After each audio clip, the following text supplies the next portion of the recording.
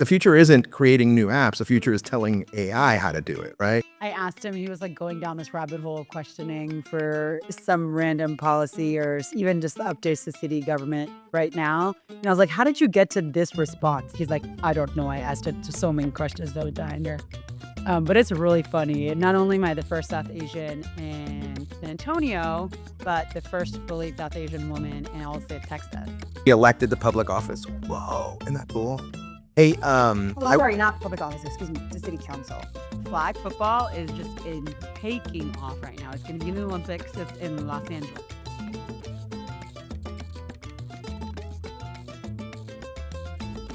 Stormlex Law Group is our principal sponsor for this podcast. It is a full-service law firm dedicated to representing property owners, homeowners, and owners of commercial property, institutional property, whenever they need to challenge a denial of insurance coverage in the face of storms or catastrophes. Stormlex.com. Thank you, Stormlex, for sponsoring this show, and thank you to all of our other sponsors for believing in Guayabera Conversations. Another episode of Guayabera Conversations with Manny Pelaez, where we feature local attorney, architect, designer, big thinker, James McKnight, and we both interview City Councilwoman for District 1, Sukh Kaur. Now, the conversation takes a whole bunch of topics and it mashes it together. And we managed to hear about flag football. We talk about Guayaberas. We talk about listening to constituents. We talked about Project Marvel, difficult conversations at the government level, really being cerebral and heady about complex things. We talk about why she loves Gal Gadot and Wonder Woman. We talk about his parents, Danny and Melly. I'm kidding. He forgot to say hi to Danny and Melly. And we also talk about just what makes District 1 special. This is one of my favorite episodes because the conversation was up here and we had two brainiacs really, really talking about important stuff that matters. Hope you enjoy it. So today we're joined by my friend James McKnight and Sukh Kaur, City Councilman of District 1. Congratulations on your second election and on defeating all of your foes and crushing them and having 4 more years of light, justice, goodness, and compassion, dignity, and awesomeness in District 1. We're going to have a fun conversation today. This is Guayabera Conversations. Thank you so much for wearing your Guayaberas. Tell me about yours. Well, I got it from Penner's. That's where you have to go, right? It's San Antonio. Yeah. Tell me where you got yours. What's up with yours?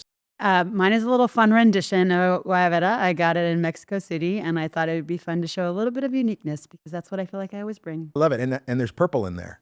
Yeah, everything has to be purple with Sukh. Okay, so let me tell you all about my friend James, and then if you don't mind doing the honors of introducing Sukh. James, like me, you couldn't get into medical school, and so you had to go to law school. But before that, you went to school at University of Southern California, summa cum laude, is that what I read? Yes. Summa cum laude, and in design and architecture, right? And then he went out and was an architect and a designer, and he worked on some pretty fancy pants projects, and I'll let you talk about those later. But then he said, I'm going to law school, went to University of Oregon Law School, and you are now doing land use law, you're doing public policy law, and we see you a lot at City Hall, and you've got your fingerprints on a lot of really cool projects, right?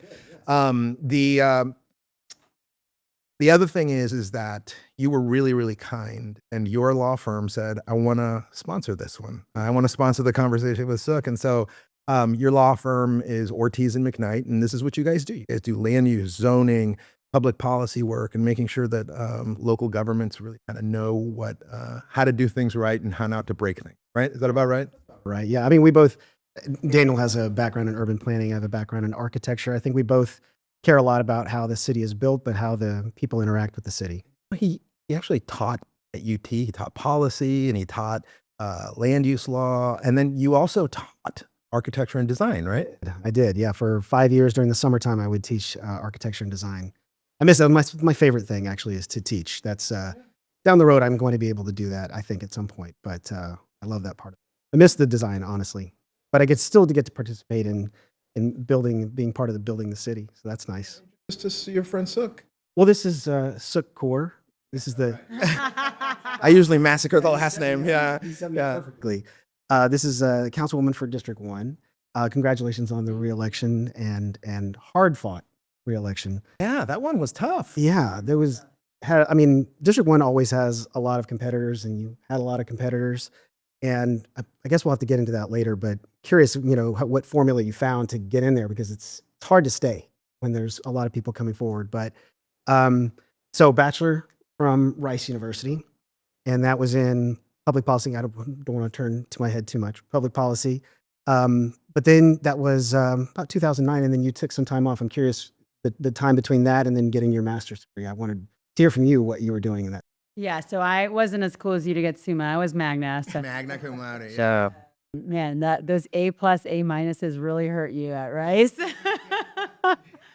Clearly, everyone asks me about your GPA now. It's something that you stress about so much. Yeah, right. So important. So unimportant. No one has ever asked me how many A- I got.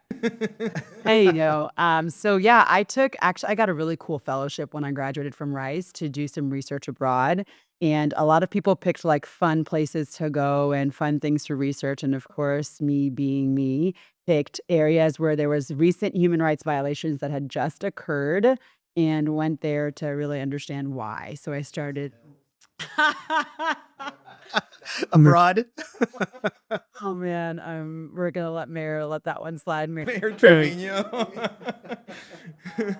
Yeah, so I spent time in south of Chile in Temuco. I spent time in Rwanda, and then was headed to Israel, but it really started weighing on me. So I came back and started with doing education, because what I learned when I was doing all this research abroad was we can really get folks young. We can help train the minds of folks to prevent all of these atrocities from happening. So that's how I got to education. So I came back and did Teach for America before I went back and got my MBA. Yeah, so you come back, MBA at Rice, and then there was another break because you did get your doctorate in. Yep. So I got this really cool program at Rice, which doesn't exist anymore, which I'm super bummed about, but it was called the Rice Educational Entrepreneurship Program. And if you look at principals across the country, really, they're trained in masters of education. And what happens often is they have massive budgets that they're overseeing at their campuses and don't necessarily have the skills and training to be able to do that. So this program was created to help educational leaders in K-12 think a lot more strategically with how they're spending resources. And so I loved the degree, and I, joked with my parents, like, I'm finally getting something like a degree that y'all approve of, because it was a business degree. They're like, Yeah. anywho, so yeah, I graduated, and then I actually moved here and was working for a philanthropic organization at the Pearl City Education Partners. And it was when the Pearl was doing a lot of investment in education, and the goal was to try to create high quality schools within the urban core. That was in, something that Kit Goldsberry set up along with a lot of other partners. I believe Mr. Butt from HEB. Wasn't, the same, Mr. Santikos. Like Graham Weston's foundation and 80/20 Foundation. And so that, and then, you just said, I'm done with this. I'm going to municipal government. I always tell this story, actually. So I had been in, obviously, K-12 now for about 15 years, and I was visiting a school on the west side, deep west side. I do a lot of work with Edgewood ISD.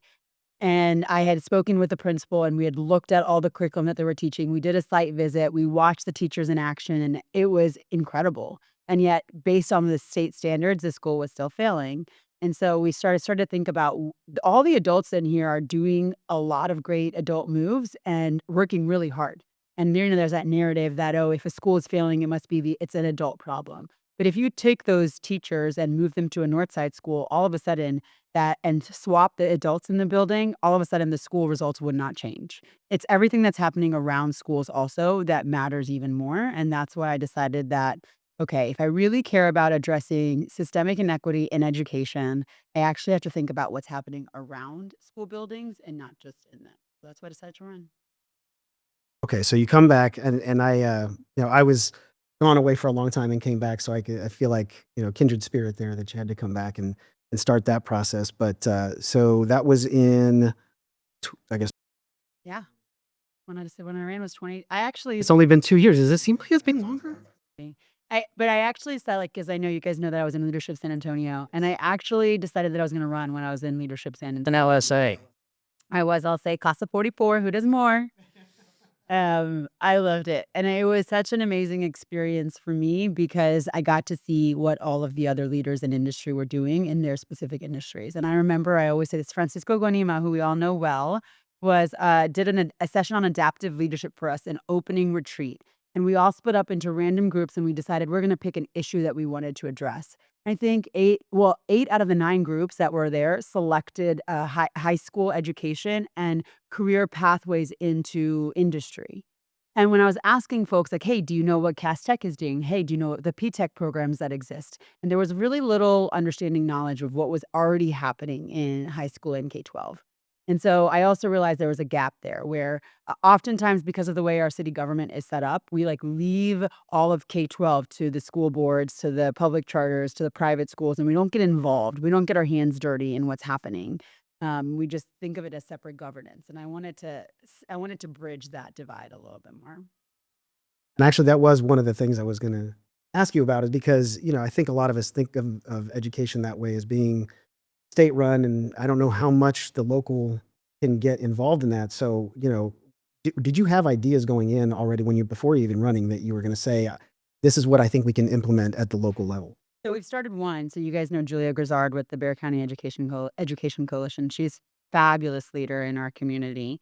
And so I love it. And so we started talking about safe passageway to schools when I was first elected, because I wanted to take a look at what are the streets and sidewalks and crosswalks and drainage look like around our low income communities versus our, more economically advantaged community. And so we started doing a data project so that we're in the middle of it right now because 2 years goes by so fast. But we're in the middle of looking at a 1/4 mile radius around all of our District 1 schools to determine what is the rating of safe passageway for students that are walking there. So we went in partnership with some of our schools to ask them, how many of your students walk? Where do they walk from? And then what we're essentially creating is a tool where you could put in your address, put your school in, and it'll map out what your rating of walking to school is, that you can kind of see how it differs from some of our other areas. And my hope is that we take this as a tool to really figure out, how do we not just put one sidewalk here, one crosswalk here based on random request after random request, and really intentionally think about, let's take 5 schools every year and create strong A-rated, whatever that means, passageway to those schools. You were running your very first race. Those of us who were observing, I was in a room and somebody was like, she talks schools, and like, does she know she's not running for school board? That she's running for municipal government? And she's tapping into something. Suk's tapping into, a conversation that parents want to see happen outside of school board, right? And they are our constituents, those little kids, right? And those teachers, and just, and they don't stop being constituents just because they're in a school district's building, right?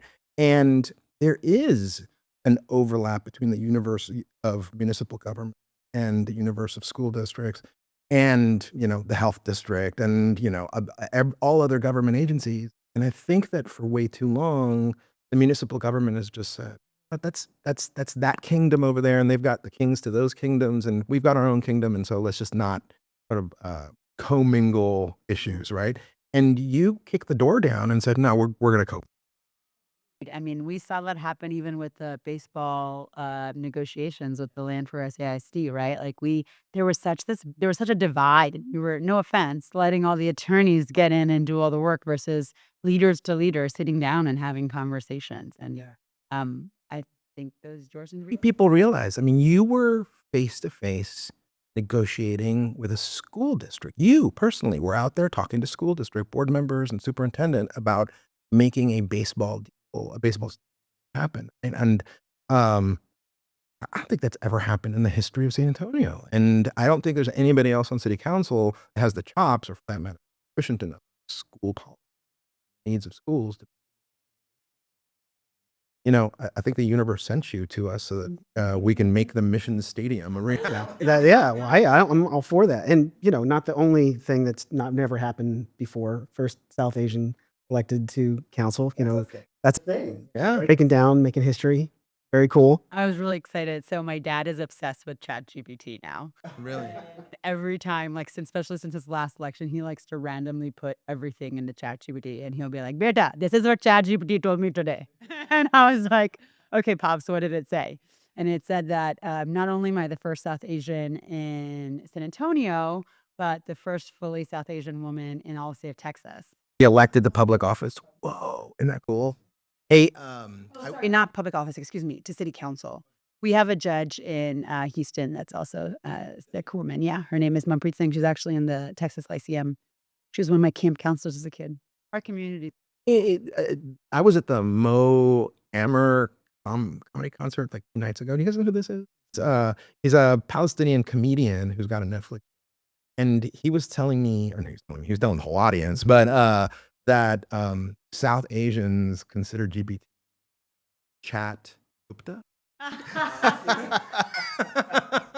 And I laughed. I was just like, oh, that's hilarious. And I was looking around to all the different Indian folks who actually kind of understand the joke better than I do. But I mean, it sounded fantastic. And your dad is becoming a prompter. That's what they're calling now. You know, AI prompters. That's a skill. And did you know Is that? No, I didn't. Is that to teach it? Basically, exactly. classes on how to prompt AI? Yeah, and because that's the future, right? The future isn't creating new apps. The future is telling AI how to do it, right? I asked him, he was like going down this rabbit hole questioning for some random policy or even just updates to city government right now. And I was like, how did you get to this response? He's like, I don't know. I asked it so many questions at a time. And but it's really funny. I mean, anyways, we used to say back in the day, we used to call Google Gyani, and Gyani's kind of like the similar thing, which is just like knowledgeable person. And so it's evolving. You're not just a city council who's got a doctorate, right? Who's got all this art, behind her and is accomplishing things. She's an elite athlete. Did you know that? Even like, let's back off on the like youth part for just a second. Yeah, I haven't even finished really the introduction because Manny provided me some information that I didn't know about the flag football. So I want to hear more about. No, I mean I'd seen this incredible catch that my law partner had shown me that you made that should be playing right now. Wait, what are you talking about? There's a catch that's.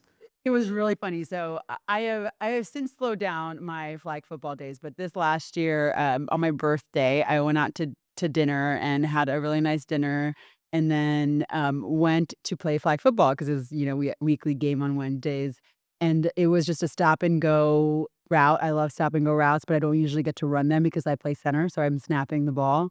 It was like the last or second last play of the game, and I was like, hey, let me just go run one. And so someone else snapped the ball. I ran a stop and go, and the girl that was guarding me bit really hard on the stop. So I probably had like 3 yards in front of the girl guarding me. But for some reason, my quarterback thought I was way faster than I was and overthrew me. So I'm just like running, and I'm like so wide open, expecting to get a basket catch. And instead, I just have to reach my arm all the way out. I'm like yelling. You can hear me in the video being like, ah. And the ball literally just lands and sticks in my hand. That's awesome. There is a video of me falling off my bike. A rib. That's the only time I've ever been videotaped performing a thing of sports, and the thing is me injuring myself. And So that's your elite athlete video. I have a cool video like that. It's probably my one highlight video. I mean, there's others. I'm like known as the slowest spinner, so you can't catch my flags because I'm just so slow. Like I have like a little ballerina swirl, but like honestly, flag football is just taking off right now. It's going to be in the Olympics in Los Angeles. Wait, are you serious? Yes. Oh, I wrote that you were a 3-time Olympic gold medalist in flag football just to screw around, but there's really. Yeah. Oh my gosh. Actually, so we have actually 2 San Antonians, 1 District 1 resident who's on the Team USA team. They just played in a friendlies, like an international friendly this weekend. And I'm definitely not on anywhere near even being able to try out for that team. But, I can support. Really cool. How did you get into that? Honestly, I was in college. I was at Rice, and they had a powder puff was really big at Rice. And so I was going to play basketball pickup because that's what I played in high school. And one of the captains stopped me. She's like, you look athletic. Do you want to play football? And I'm like, sure, I've always loved football. So I just picked it up and started playing. And that was 17 years ago. That makes me seem really old. Actually, it was more than that. I think it was 18 years ago. Yeah, you don't have to say the years. You could have just said it was a few years. Yeah, a while back. No, Yeah. I'm still accepting how old I am. That was a while ago. So I mean, like, look, I got to tell you, you have like dual important degrees. I'm sure your parents are very proud, and you were summa cum laude. You are cum laude, also magna cum laude, and you've got multiple degrees, and you've accomplished these amazing things. You mind if I talk about myself, guys? Most people want to sound. No, I was kidding. I also got an award for best grades and perfect attendance at Alamo Defensive Driving School. So I got that going for me. Wow, why isn't that hanging in the background of this? I'm a humble guy. Hey, let's talk about District 1. Yeah, let's talk about. All right. It's the sort of the place where a lot of different things collide, right? It's public art, newfangled, beautiful buildings, bridges, Project Marvel, culture, Centro, public transit, tourism, conventions. Holy smokes. I mean, I thought my district was this complex, very, very interesting mix of things. But I mean, like, it really is a collision of these forces. And there's not much time to sort of get your sea legs and figure that out as a first-year councilwoman. So how'd you do it? A really great team. And the team was evolving, still is, and really just leaning on my other council colleagues for support to help me understand how things work and building relationships. I always say that District 1 is a microcosm of the city. If you think about it, it has our biggest problems, right? So the economic divide that we see that's so prevalent in our community is very evident in District 1. You can go 4 blocks, like just walking, and see very wealthy $1 million homes to like a street that has massive drainage issues, no trees, and homes that need support. And so it has that, and then all of the other things that you just mentioned too. And so I felt like I really needed to do a lot of listening, which is what I did in the beginning. Uh, you know, previous Mayor Ron Nirenberg mentioned that I took on the orange cone head on, and it was because it was the literally biggest problem that my residents were complaining in peasant progressive. It has not been addressed fully. We have a meeting actually in a few hours today about South Alamo to provide all of our businesses down there an update on the construction timeline for that street.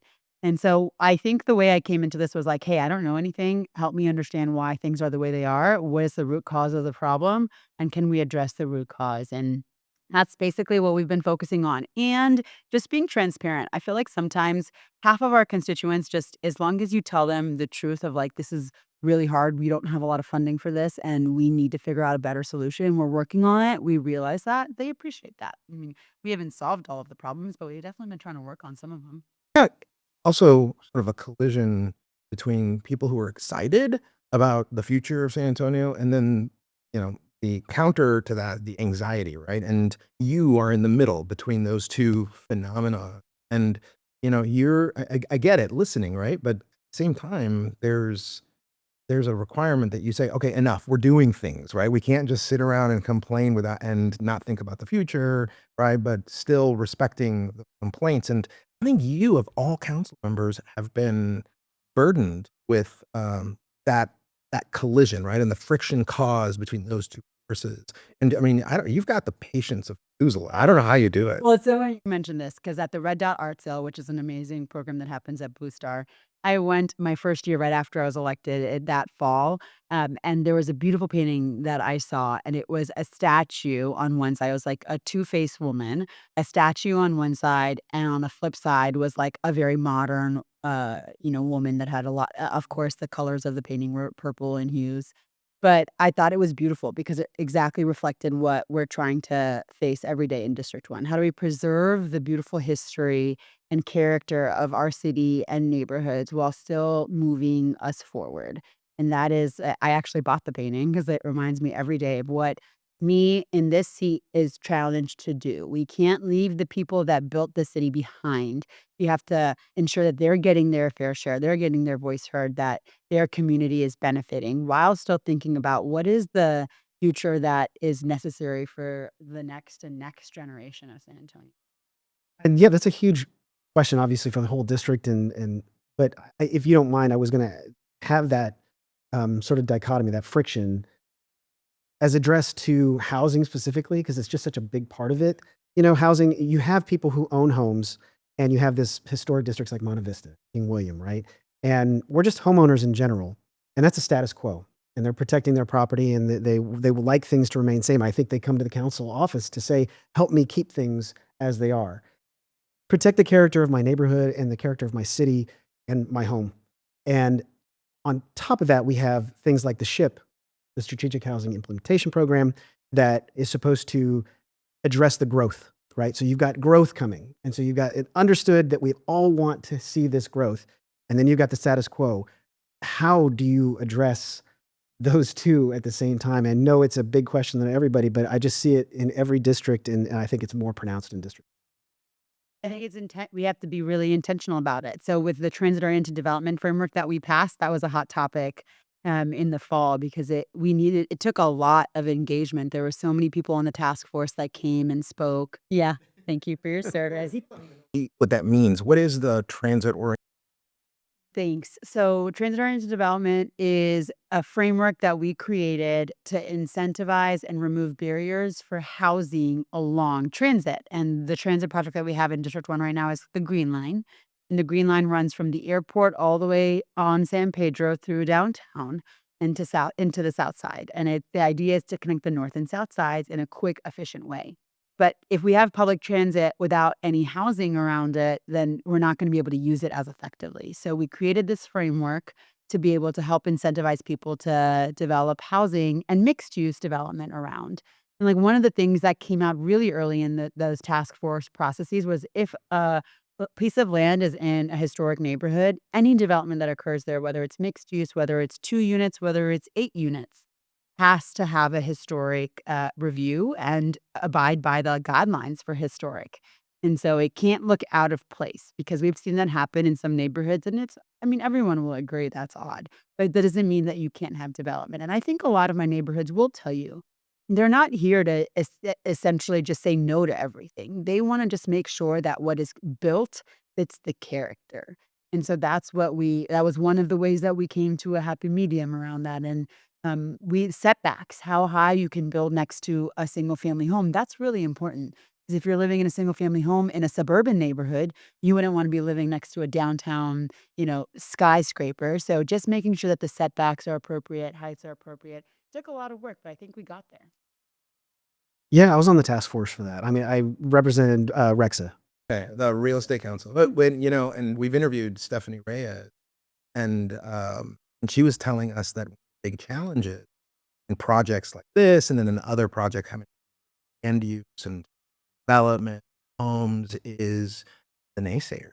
And even though sometimes you're like, look, you're just naysaying, you're not contributing an idea, they vote, right? And they pay taxes, and their voices are important. But how do you give them the attention that they merit while at the same time not being convinced, not allowing yourself to be convinced to do nothing, right? Because there's people out there that are just virtually against everything, right? Well, yeah. Well, I'm gonna.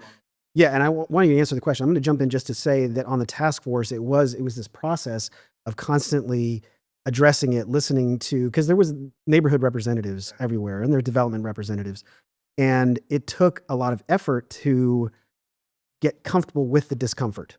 Okay. They knew that things were changing. They didn't want them. They would push back, and then other people would push back, and then there's pushback, and you don't push back. And at some point, it just became obvious that there's no way to get this done without some discomfort, and so you have to get comfortable with that. And that's what I saw. But yeah, I mean, to you, the same question about on YouTube. Yeah, so there's another policy that we've been working on, which is called missing middle housing incentives. And essentially, we don't have a lot of land aside, even on the TOD, like the lots aren't very big. You're not going to be able to build a lot of 300 unit housing complexes, right? So we wanted to figure out how do we really truly create more of this missing middle housing. I went to the session at the Urban Land Institute, and they were talking about that. What we really need to figure out is this gap of like 4 to 8 units housing that fit the character of the neighborhoods. And so we've been figuring out what is it from developers who don't usually do affordable housing in this way. What are the biggest barriers? And one of the things they tell us is zoning.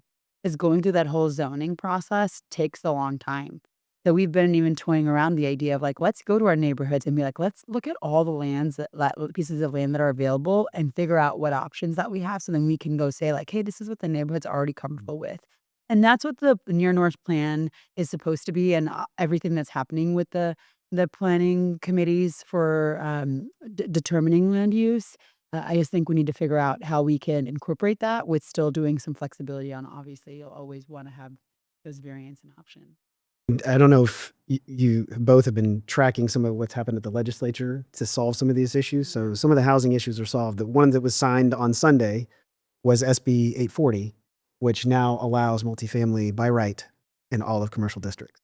I mean, that is just a huge It's crazy for neighborhoods, right? neighborhoods. I don't know that everybody has understood what that means, but I mean, it is a huge open door to now say, okay, we don't have to fight that fight, at least. I'm really curious to see how that's going to unfold. The one thing that I'm really enjoying about this conversation is that I think most people in government say they're just out there to try to control my life, right? And they're trying to stuff things I don't like down the throat, right? But I don't think people really know, right, that the conversations that we're having here is what we do as former council members, a current council member, as a person, who's an expert in policy and all up in the business of this is the conversation, right? And it's really this heady, and this is why I get high off, right? And our constituents, however, there is a gap in their understanding of the complexities of policy and all the things that we're talking about, right? And how it plays out in their life, which is why I think, and I wanted to hear you talk about it. How do we use this gap, right? Because people are so dependent upon social media, right? Like Facebook, Twitter, or whatever, and these little chunks of information, and they become experts overnight, right? Because they're able to use chat, right? Or they're able to Google, or they see something on Twitter and they become subject matter experts, right? And when the reality is that you're a subject matter expert in policy and design, architecture, and how those things intersect. You're a subject matter expert in all we've talked about today. And our job is to go down to the grassroots and explain different concepts. How you do that? So let me tell you how I didn't do it well, and in situations where I failed. But I'll tell you the story about how James and I first met. So I was on the campaign trail in 2023, and I was just talking to residents across, and there were so many stories that I'd heard about people that the government and the system that was working or that had been built wasn't working for them. So I had a resident in Beacon Hill who built a fence. Yes, it's my neighborhood, and they had built a fence that looks exactly like mine. They live about 2 blocks away from me, and they had applied for a permit through the city, and the city approved their permit. They then went and built the fence in the exact specs that the city approved. And the neighborhood came back and said, this is against our neighborhood conservation district. You have to take it down. So they ended up having to try to go to the Board of Adjusters. The Board of Adjusters denied their request. And so they ended up getting so frustrated because they had just spent $40,000 trying to build a fence to keep their kids safe, and they just sold their house. And if you ask those people, what do you think about government? They hate everybody in government, and that experience informs their vote, and that's not a good situation. That's not how I met James. So similarly in that same vein, Was it your fence? but similarly in the same vein, in another neighborhood, I met a resident who was trying to get a zoning case passed. He bought a home thinking he could sell his like small business goods through the side of his home. And it used to be a home plus a doctor's office, a physician's office. He had a conditional use. So he tries to go get a conditional use to sell essentially his like home goods, which are soaps, incense, like things that are made from herbs. The place was called Urban Herbal. And he told me, is like, I want to get this rezoned to be able to sell out of my home. And he was having a really hard time getting it through. And so I thought, I'm not understanding what the challenge is. It was already previously used as a doctor's office, and now it's being used in this format. And it's not like a massive space. So it's not like there's going to be 20 people in the store at all times, maybe one or two. So I told him I would help him. So when I got elected, we talked about it and we went to the neighborhood. The neighborhood still said they didn't believe it was the right conditional use because they thought it was commercial creep. I can absolutely understand where they were coming from, but because this place was one on a pretty busy street and two already on like previously used, and three, the most important thing for me was there was this false narrative that I was willing to convert housing stock to commercial. And I got calls from so many different people that had supported me being like, "How could you rezone housing to commercial?" And there was this false narrative that was spent when really it wasn't the whole home. The whole home still existed as a space for residential. It was just one piece of it. It was about 300 square feet that was gonna be changed to commercial and allow for this gentleman to have both his business and his home. So I'm going to ask you the difficult question then, because you're the one that said this last election, re-election. I imagine that some of these decisions, these hard decisions, right? And sometimes you make a decision that's points, Yeah. know that decision is the right way to go. Why was it hard fought? What'd you learn? Well, I truly believe we did the right thing because our job is not to just listen to, our job is to make sure we're making the decision that's right for all of our residents and not just some. And given all of the residents in and around this home specifically were supportive, it felt like not felt like, I do believe it was the right decision. And James actually was representing them. That's how we actually met. That's the full story, part of the story. But, the end of that was, like, even in this reelection, there was a narrative that I didn't care about neighborhoods and I didn't support neighborhoods because of this decision, and so, at the end of the day, it's your people think every vote that you make is a signalization of what you care about and what your policy is, and so, if I truly cared about the neighborhoods, I would just listen to what the neighborhood said rather than thinking about, in this unique situation, what is the right decision. So that's why I'll always stand by we need to make policy based on what's right for that situation and not just generalize, at all times. We were hearing that narrative as well, and because we deal with zoning cases a lot of times where we're trying to negotiate between the developer and a neighborhood, and we're listening and we're trying to mitigate some of these factors. But what ultimately happens too many times is that if we don't do what the neighborhood wants, they say you're not listening to us. They say listening to you doesn't mean that I do exactly what you want, but that's what was happening too often. So it's overcoming the fact that I am listening to you, but it doesn't mean I'm going to do exactly what you want every time. And so it's trying to get the message out to them. It's tough. And then there's the other problem in politics, which is I had to learn the hard. When you're explaining, you're losing, right? In any other industry, in any other sector, right? If you're explaining the rationale and if you're trying to change someone's mind and then saying, no, no, no, no, that's not why I did it. People say, okay, look, they're hearing me, I'm hearing them. That doesn't happen in politics, right? I mean, in politics, you are judged and forever condemned sometimes for these difficult decisions you make. And there's no appetite. I mean, I've encountered this with a lot of people. I'm not saying this is for everybody. A lot of folks out there, there's no appetite for nuance or context, right? It's either you vote the way I want you to vote or you don't. And if you don't, you hate me. You hate my neighborhood. You don't like small business. You don't like, what have you, right? And or whether or not you lose those people forever, right? And do you spend much time trying to win them back or you just forge ahead and just say, look, I got a job and In this election season, we worked really hard to demonstrate that we were there for residents and we communicated a lot and reached out a lot. And our goal, and I've said this all the time, I super appreciate all of our neighborhood leaders that spend the time out of their days to actually volunteer, to lead, to help us make decisions that are right for communities. And at the same time, we have districts of about 150,000 people each. And so we have to make sure we're making decisions for all 150,000 people, regardless of whether or not they have the time to engage in their neighborhood association. And that's the thing I think is really important. And that came out like there were so many articles written about this. Is like, are we leading just as based on what is it? What are the principles that we're leading on? And for me, it'll always be how do we get the people that we're not hearing from How do we really understand the needs of all of our residents and make sure that we're addressing those versus I hate the phrase of let's just worry about the voters. Like the voters are 10% of my representation. It should not just be focused on the voters. I should not just be giving streets and sidewalks to voting blocks. It needs to be our whole district. You're an observer of policy, but you're also a student of politics. I know. I wonder if you agree with me.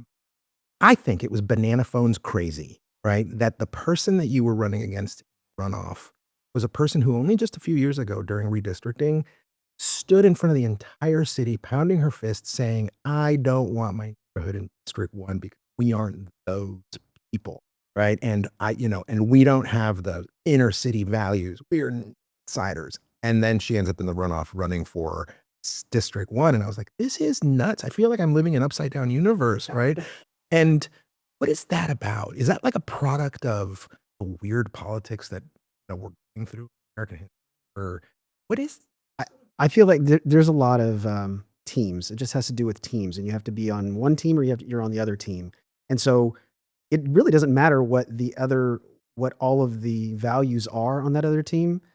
If there's one thing that you don't want on this side, you just have to join that team. You go all in on that team and whatever it is they say. So it doesn't matter that, she was championing one side of the district or whatever. As long as she can say, I'm on this team that's going to combat those people, then I'm all in.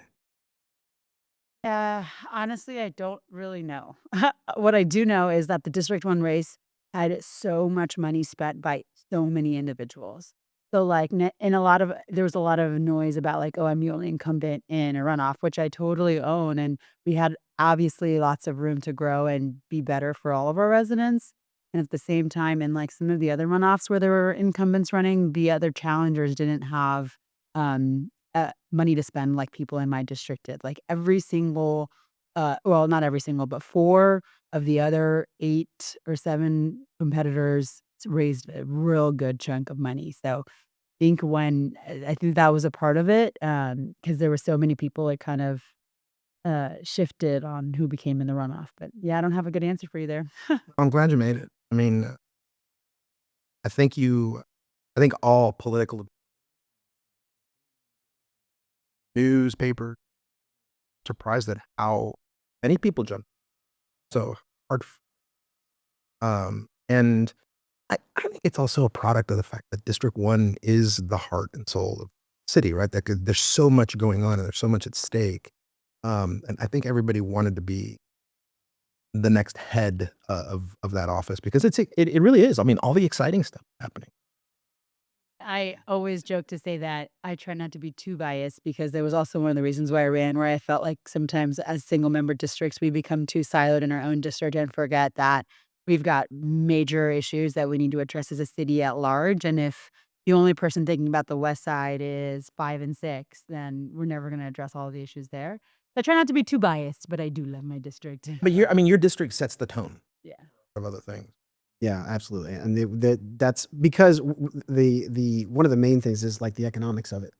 We talk about the money that's coming into the city, but I don't have the stats in front of it. But the money that comes into the downtown area from the tourism, and yeah, that's what you look at that compared to all the other districts, and they say, I live on District 9, and folks in District 9 say, why do we care so much about what happens downtown? Well, the money that goes into downtown feeds the rest of the city. It is not a downtown for downtown.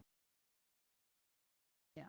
And I honestly feel like I've got colleagues, and I had colleagues, and I'm sure my future ones, the new ones will too, that all own downtown just as much as I do. Like, it's not, first of all, you can't pass policy with one person, right? No change can happen with one vote. And so, like, Councilman Villagrán shows up to all of our downtown events and makes sure she's present. And so, we have a lot of supporters that also believe that they are a part of representing downtown because I truly believe we are. I always joke because during the redistricting, there was like some chatter about whether downtown should be its own district.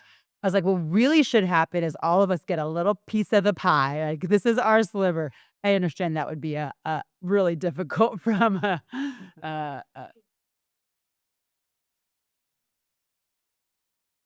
I want to make sure people understand your district geographically is goofy.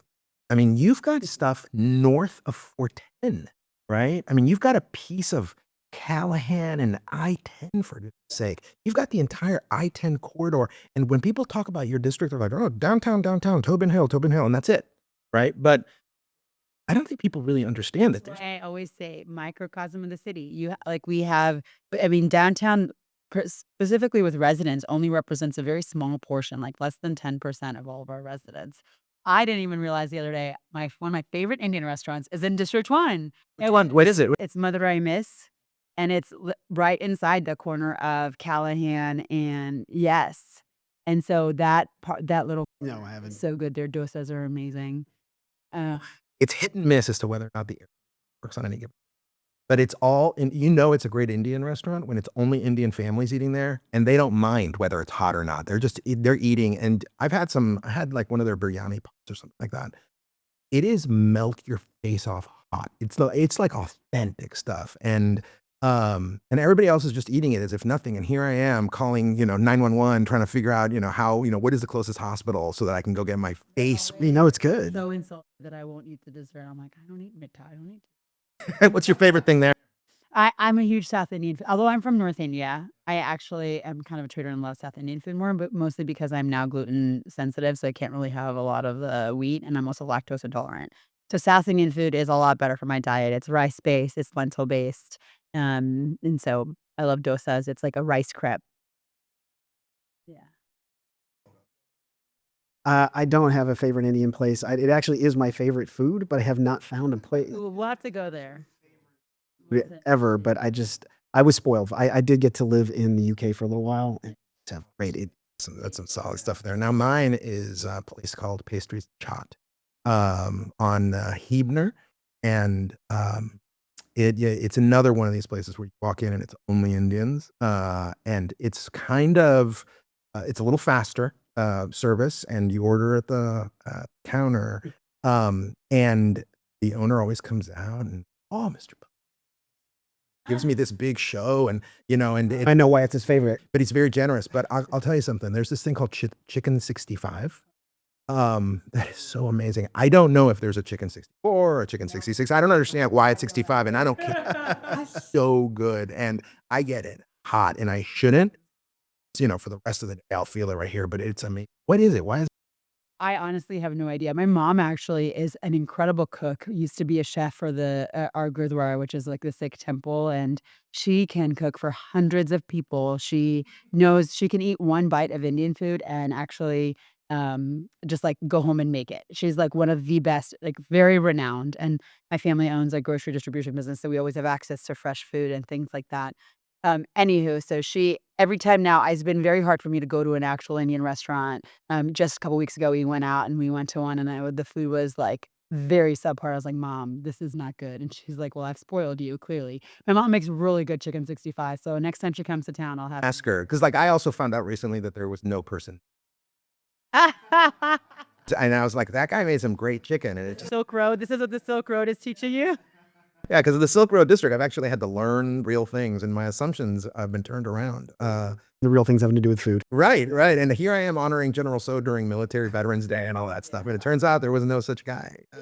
Hey, I wanted to make sure, because we're only here for an hour, but tell me about what it's like dealing with Kuar, and also how it's. Oh, that's an interesting question. Well, I may answer the first and not the second. No, well, first of all, it is fantastic. And it's not just because she is sitting here, but really, you want someone who listens. I think that's the number one thing that we want. When we're talking to any of the council members, we represent a lot of different kinds of projects and people, and the council members are diverse. But the number one thing that we're just looking for is somebody that will listen to us. And you don't get that from everybody. And not only does she listen to us, but she is highly intelligent enough to pick up. Yeah, she gets it. I mean, it's tough. That nuance that you're talking about, you can say it. And she said, no, I get it. I understand what that, I mean, she mentioned the case that we started with and when we met on. I mean, that could have been really easy for her to just say, Monte Vista really does not want this. And that is an easy thing to say no to. But she listened to all the points. I mean, you can still hear it 2 years later. She knew all those points. That's exactly what we're talking about with this councilwoman, is that, she understands it, she dives into the details. and she's listening to these things. And so the decision is informed. So, I mean, that's a fantastic council person that you want. Well, that's why I invited you, right? Because you actually have experience dealing with Sukh. Yeah. All the other members, they're great. Perfect in every way. Sure they are. So tell me this, of all the city council members you've ever dealt with, which one is your favorite? Oh, Manny Pelaez, for sorry, but you know. Thank you for that. I accept. That was my lightning round. Yes.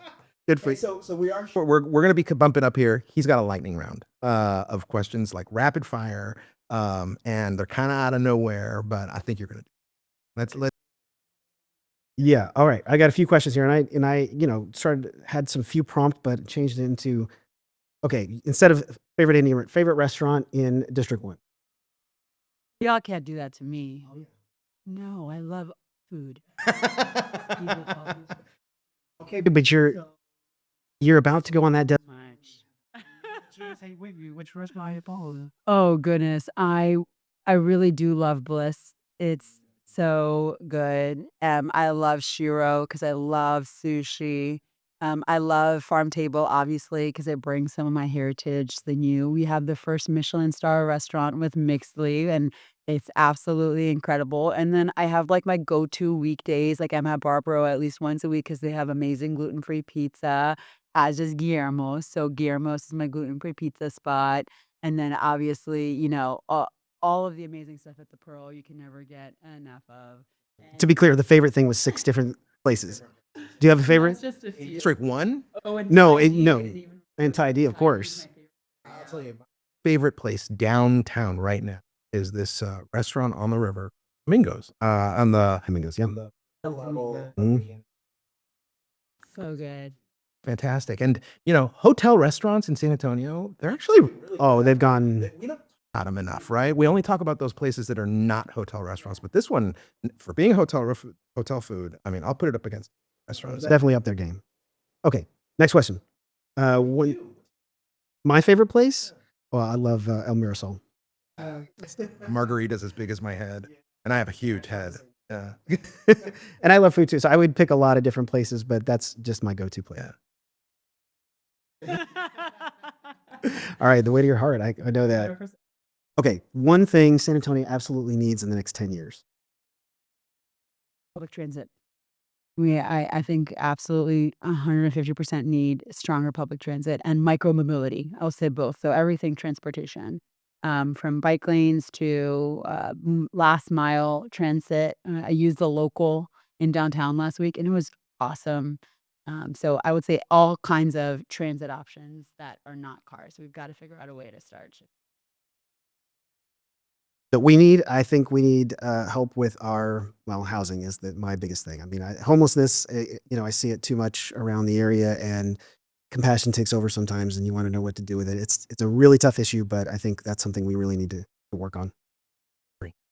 That's what I think. That's what I want. During the baseball stadium conversation, how many times did you hear, "Wait, we got other things that we got to do. We can't have a baseball stadium, and other cities can have professional. So we need to do, neighborhood work, street work, sidewalk work." And because I was just like brave enough to do both, right? And like be brave enough to actually Always say you can chew gum. What is it? You can talk and chew gum. talk and chew gum at the same time, right? And actually, it's walk and chew gum. Talking, Talking chew gum would be, I mean, you could, but but I mean, I think what's happening downtown in your district is going to require a lot of courage from people to say we deserve nice things, we deserve excellent things. It's okay to aspire to create wonder and awe, and we can take care of the things you were talking about: schools, housing. At the same time, right? That's what I want. I want us to be a brave. okay, I like that. All right, so what about, I want one thing that you think that San Antonio is getting right. Right. Food. Man, the city of gastronomy is real, and everyone always underestimates our food. And I mentioned I really love to eat, so I love going to all these restaurants. But we have a lot of diversity, and we're bringing up such amazing chefs. Like, look at what we just did with the airport. Can you imagine our airport once all of these chefs are actually in there showing off our culture and our heritage in so many different forms? I'm like, and I love travel, so I love to go to airports and I love to see like size up things. And I just think the city of gastronomy and all of the work that our chefs are doing to be leaders in hospitality is underestimated, but I think we're doing it so well. Actually, I was going to say food as well. I mean, I'd hate to jump on that, but I have in-laws and other friends who have moved away who didn't want to be here, and they're coming back because of the food.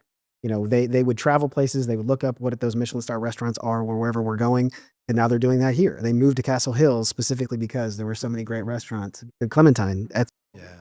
And at the half the fraction of cost anywhere else. Like still San Antonio prices. the price. Doing the dignity and better than any other. And think about this last mayoral race. There's a little mudslinging. For the most part, but for the most part, it's been 6 months of everybody just being collegial and polite to each other. I mean, on city council, I see YouTube videos of other city council just ripping each other apart, and we get snarky every once in a while, but I think we're pretty decent. I think that the kindness and generosity is the one thing. Right. I mean, you travel a lot. You and my private investigator may disagree. Yeah. But think about this. Every time you leave San Antonio, you bump into somebody who's been to San Antonio. You know what they tell you? Oh, yeah, I've been there. And the answers are always the same. Well, what did you think of San Antonio? The food, the Riverwalk. What else did you think of San Antonio? And invariably, you people are so nice and decent, right? That's it. We do that better than anybody. And I've been all over the world, and I cannot find a city where it's done better. I think that was so true, especially with the Final Four. When I always love talking to our Uber and Lyft drivers, our rideshare drivers, because they're the ones that are the first people at the airport picking up folks. They're giving the first impression, and so many of them like decorated their cars. They were like they're all Final Four teams. I rode in a car where like they had like basketball hoops, the Final Four like logos on the chairs and things like that. So we do have a really great community. Yeah. Okay. Was that your last one? It was not my last. Okay, let's hear A quick one, because books, movies, the music, those things matter to me. I want to know your favorite movie. Favorite? Oh, wow. It's the irony. The irony is that I'm very much a a Marvel girl. Like Project Marvel. I know it because I said like I'm a Marvel nerd when this first came out, and that's what I guess they're changing the name back to Sports and Entertainment System, or Center. But I love Wonder Woman. I am such a Gal Gadot fan, and she's like, I mean, anyways. Like, she's empirically beautiful, right? I mean, like, if you were to do an experiment on beauty, she'd be in your control group for beauty, right? Well, and only because of who she is as an individual, like strong, brilliant, compassionate, charismatic. Obviously, all from this movie that I'm getting because I never actually She's wonderful. met her. But yeah, definitely Wonder Woman. Val Kilmer, De Niro, Pacino movie? 5, yeah, I love that movie. I watch it at least once every year. Oh. Mine is Butch Cassidy and the Sundance Kid. Oh, wow, taking it back. Yeah, an old cowboy movie with When you were in high school? yeah, when I was in elementary. And that was a movie I watched like 600 times because it was the only movie my parents ever bought. And we had one of these video disc players, so I would just play it over and over. I love it. Yeah, it was Paul Newman, Robert Redford as two outlaws. It was just a great movie. Yeah. Hey, so I wanted to, take the privilege of going last here and ask both of you, give our audience a call to action, right? If they take anything away from today, I want them to take away the call to action. Okay, so think about that and think about that. And I don't know which one of you wants to go first. Go first. Right away. My answer is that we need your voice at the table. We need everybody's voice at the table. Sometimes, like, particularly because I came from a group that's not actually in what we call the bubble, right? There is so much happening right now in the next several months, particularly with community engagement for the sports and entertainment area. July 8th and 9th are the District 1 days. You can go to any day, but we're going to be at the Oblate School of Theology. And I just want to share it far and wide that we need your voice to be heard. If you can't show up, at least fill out the survey. We are looking at that information because we want to make sure we're truly making decisions for all of our community and not just a small few. So please, please, please engage. Now, how do people find The easiest way is Instagram. I'm usually most active on there. So it's at Dr. Sukh D1, DRSUKHD1, or the official city one for us is COSA_CD1. Action is it's kind of the flip side of what she's saying. It's to listen. I think, we're all of us, I want people to engage, but I know that not everyone's going to go in on the nuance, but I do want people to actually listen. When this project Marvel and listening to how it's going to be financed, you have to understand, you have to really listen to what people are saying and not just go in with a notion of what it means. I want people to show up, but then I want them to actually listen to what's happening, not just decide what it is before they're finished. A little kindness to people that are trying to make change will go a long, long way. And here's some examples. If you see City of San Antonio construction crew on the side of the road trying to fix your potholes, slow down, right? Don't honk at them, right? If you see a city councilwoman out and about, give her a high five or a fist bump and, say, thanks for your service and ask her how she's doing and how you can help, right? And then if you get online and you see somebody getting bullied, who happens to be a civil servant, maybe that's the one day you stand up for that person and say, no, those people go to my church, right? Their kids go to my school. They're my neighbors too. And I believe that they're in it for the right reasons. But there's so much ugliness out in the world. My call to action is just be decent. How's that? All right. Hey guys, what'd you think? By the way, everybody after these podcasts, we turn the microphones off and then they say, okay, how'd that go? What'd you think? Let's just do that before the mic go off and the cameras go off. How'd it go? I thought we covered things that I wanted to hear, and I thought it was great. All the restaurants I did not name, I'm so sorry. I love you all. Johnny Hernandez is going to call me in a few minutes. Yeah. What'd you think? No, it was great. I appreciate it. Thank you so much for having me. Be safe. Be good to each other. If you like the show, and if you want to be a part of these conversations as a sponsor, give us a call, write to us. We're always looking for partners and people who want to advance a conversation about authenticity.